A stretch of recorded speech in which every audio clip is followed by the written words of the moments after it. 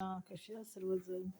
हल्लीच्या पिढीमध्ये डायव्हर्स खूप होत आहे बरं का. आणि मी अनेक लोकांचे पाहत आहे, बघत आहे.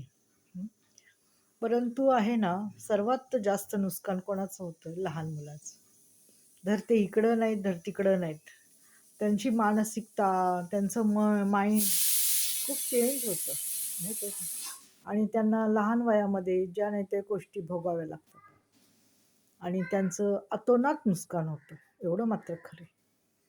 त्यामुळं डायव्हर्स घेताय, तुमचा फक्त तुम्ही विचार करताय, की नाही मला ह्या माणसापासून, ह्या बाईपासून मला हे पाहिजे, नाही का, सुटका पाहिजे. पण मुलांनी काय करायचं? मुलांनी कुठं जायचं? मग ती आई किंवा वडील असं जड मनाने सांभाळतात. सांभाळायचं म्हणून सांभाळतात हो. काही लक्ष नसतं.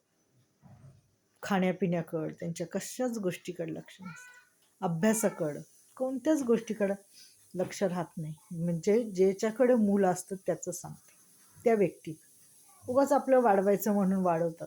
मग कालांतराने ते मूल मोठं होतं आणि मग त्याच्यामध्ये काहीतरी कमी निर्माण होते आणि ते कुठंतरी हरवलं जातं. म्हणजे ते शोधत असतं प्रेम, की अरे मला खरं प्रेम मिळालंच नाही, मला खरं प्रेम मिळालंच नाही. तर हे असं असतं. त्यामुळं डायव्हर्स घेताय आणि घेतलाय, पण मुलांचा विचार तुम्ही प्रथम करा. तुमचं झालं, गेलं, गंगेला मिळालं.